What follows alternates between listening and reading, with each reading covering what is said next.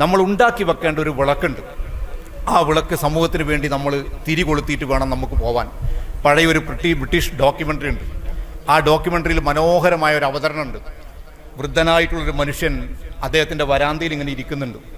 വരാന്തയിൽ ഇരിക്കുന്ന സമയത്ത് അന്നത്തെ കാലത്ത്, പഴയ പുരാതന കാലത്ത്, ഈ ലൈൻമാൻ വന്നിട്ട് ഇങ്ങനെ വിളക്ക് കൊളുത്തി പോകും. ഒരു വിളക്ക് കൊളുത്തി, അടുത്ത വിളക്ക് പോസ്റ്റിൽ കൊളുത്തി, അടുത്ത വിളക്ക് ഇങ്ങനെ കൊളുത്തിയിട്ട് ഇങ്ങനെ പോകും.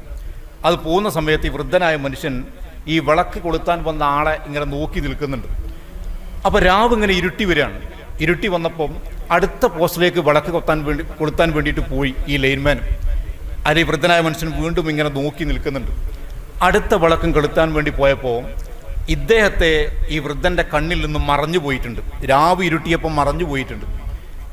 പിന്നീട് മുന്നോട്ട് പോയപ്പം ഈ വൃദ്ധനായ മനുഷ്യൻ കൈ ഇങ്ങനെ വെച്ചിട്ട് സൂക്ഷ്മതയോടുകൂടി നോക്കുകയാണ്. ആ നോക്കുന്ന സമയത്ത് പേരക്കുട്ടി വന്നിട്ട് വല്യച്ഛനോട് ചോദിച്ചു, വല്യച്ഛ, നിങ്ങളുടെ മുമ്പിലെ വിളക്ക് കത്തിച്ചപ്പോൾ നിങ്ങൾ അദ്ദേഹത്തെ കണ്ടിരുന്നു, അതിൻ്റെ അപ്പുറത്തെ പോസ്റ്റിലെ വിളക്കും കത്തിച്ചപ്പോൾ നിങ്ങൾ കണ്ടിരുന്നു, അദ്ദേഹം നിങ്ങളുടെ കണ്ണിൽ നിന്നും മറഞ്ഞു പോയല്ലോ, പിന്നെ എന്തിനാണ് നിങ്ങളിങ്ങനെ റിസ്ക് എടുത്ത് നോക്കുന്നത് എന്ന് വല്യച്ഛനോട് ചോദിക്കുകയാണ്. ആ വല്യച്ഛൻ പറഞ്ഞ മനോഹരമായൊരു മറുപടി ഉണ്ട്. മോനെ, മുന്നിലെ വിളക്ക് കത്തിച്ചപ്പോൾ ഞാൻ കണ്ടിരുന്നു, രണ്ടാമതും ഞാൻ കണ്ടിരുന്നു, മൂന്നാമത് അദ്ദേഹം എൻ്റെ കണ്ണിൽ നിന്നും മറഞ്ഞു പോയിട്ടുണ്ട്. പക്ഷേ അദ്ദേഹം എൻ്റെ കണ്ണിൽ നിന്നും മറഞ്ഞു പോയാലും അദ്ദേഹം പോകുന്ന വഴി എനിക്ക് കൃത്യമായി കാണാൻ വേണ്ടി പറ്റുന്നുണ്ട്.